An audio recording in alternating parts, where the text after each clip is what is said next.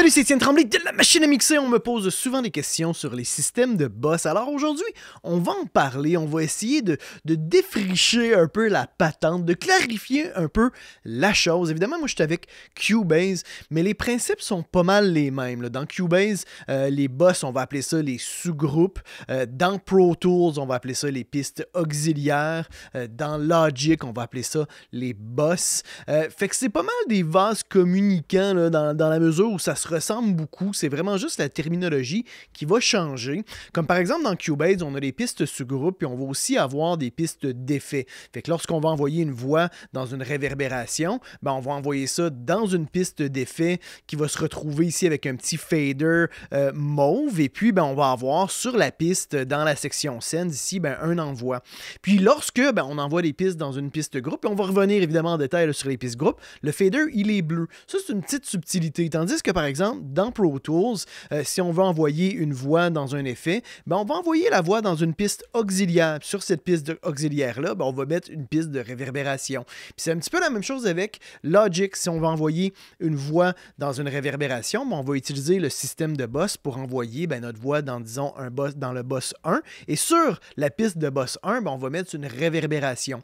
Mais on peut aussi envoyer les sorties de ces pistes-là dans des boss ou dans des pistes auxiliaires dans Cubase. Excusez-moi, dans les pistes auxiliaires dans Pro Tools. Puis le but de ces pistes-là, puis là, ben, je vais le faire avec vous. Par exemple, dans Cubase, ben, je vais venir sélectionner les pistes comme ça. Je vais faire Add Group Channel. Puis disons, je vais appeler ça Beat. Disons, tout simplement pour rassembler toutes les pistes de ma section rythmique. Fait que le but, dans le fond, c'est d'envoyer toutes les sorties audio dans une même piste stéréo. Comme ça, si, mettons, je la mets en solo, on va avoir uniquement la batterie. Là, je vais aller dans une section où j'ai de la batterie. L'avantage de ça, c'est que si moi je veux monter ou descendre le volume de l'ensemble de la batterie, je peux le faire directement sur la piste.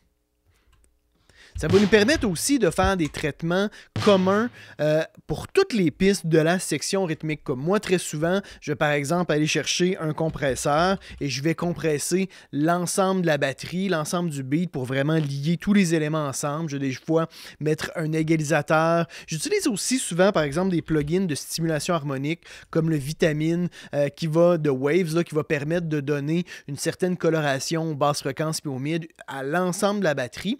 Fait que ça, d'ailleurs, le travail des sous-groupes, moi j'ai aussi une formation à ce sujet-là. C'est ce genre de travail-là qu'on va faire sur l'ensemble d'une section lorsqu'on est rendu proche de la fin du mix qui va nous permettre de vraiment optimiser l'ensemble du mix puis aller chercher des fois la petite coche de présence pour que notre mix sonne bien, sonne fort. Parce que l'impression aussi de volume de puissance, c'est pas uniquement avec un limiteur sur la piste stéréo, c'est en faisant souvent justement un travail sur les différents sous-groupes que là on vient optimiser. Puis ça nous permet aussi d'éviter d'avoir à être toujours dans le macro, d'être toujours dans le détail. Ça nous permet de prendre un peu de recul sur notre travail de mix, puis à ce moment-là, travailler les différents éléments par groupe. Puis ça, c'est vraiment intéressant. Moi, je vous suggère vraiment de le faire si vous ne le faites pas.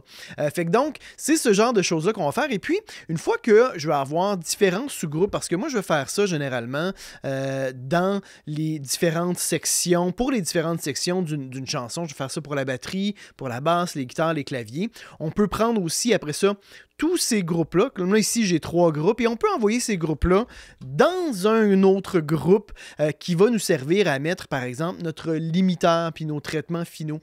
Puis ça, bien évidemment, on peut le faire, les traitements sur l'ensemble de la chanson, sur la piste stéréo, mais le fait d'utiliser un sous-groupe, si mettons justement j'envoie ça dans un sous-groupe que je vais appeler par exemple Mix Boss 1, mon Mix Boss 1, moi des fois sur l'ensemble du mix, j'aime ça faire une compression parallèle, ça va me permettre de le faire. Fait que là, moi, je peux faire, disons, envoi effet. Je vais chercher un compresseur. Moi, j'utilise très souvent le Alpha Compressor. On va appeler ça, disons, Comp Para.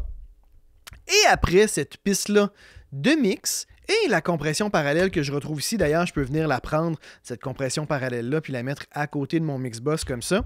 Je peux prendre ces deux pistes-là et les envoyer dans une piste que je vais appeler Mixbox 2, qui va être ma piste finale, dans le fond, sur laquelle je vais retrouver l'ensemble de mon mix. Et c'est sur cette piste-là que je vais généralement aller chercher le limiteur, puis mettre les derniers traitements qu'on va faire sur l'ensemble du mix. Ça permet, dans le fond, de faire à l'intérieur de la session de mix, le travail de mastering. Fait que c'est pour ça que ça peut être des fois un petit peu compliqué parce que là, on envoie l'ensemble de la batterie dans un sous-groupe, l'ensemble des guitares dans un sous-groupe. Et après ça, les sous-groupes, on les envoie dans un autre sous-groupe. Et encore une fois, juste pour faire un lien avec les autres logiciels, ça va être la même chose avec Pro Tools. On va envoyer toute notre batterie dans une piste auxiliaire stéréo, toutes nos basses ou nos guitares dans une piste stéréo, ainsi de suite. Et après ça, toutes ces pistes auxiliaires-là, on assigne les sorties à une piste auxiliaire stéréo, qui serait par exemple l'équivalent de notre Mixbus 1. Et c'est la même chose avec Logic. On utilise les bus, on peut assigner les sorties des pistes dans le fond qu'on peut assigner à des bus pour justement regrouper soit une section, soit l'ensemble de la chanson. Et puis voilà, pourquoi on fait ça et non d'utiliser la piste stéréo? C'est que par exemple, moi ça peut me permettre d'importer une piste de référence, soit d'un artiste connu, que je sais que le mix sonne vraiment bien, puis ça me permet de l'écouter à l'intérieur de la même session. Puis si j'avais mes traitements sur mon stéréo out, ma référence passerait aussi par ces traitements-là de mon stéréo out, alors que je veux pas ça, je veux écouter ma référence sans aucun traitement, aucun effet. Comme ça, en la mettant sur une piste qui va être directement signée au stéréo out et qui ne passera pas par mes traitements de mastering dans ma session, ça évite d'avoir ce genre de traitement-là commun. Fait que voilà, c'est à ça que ça sert, les pistes des sous-groupes, les pistes des boss ou des auxiliaires dans Pro Tools.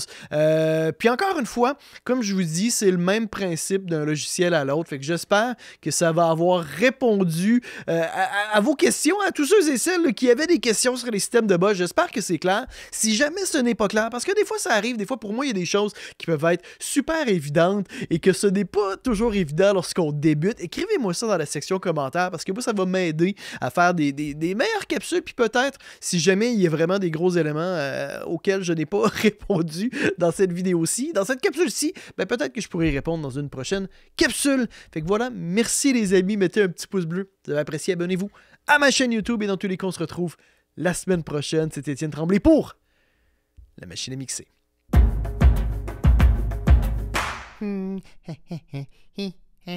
Abonne-toi.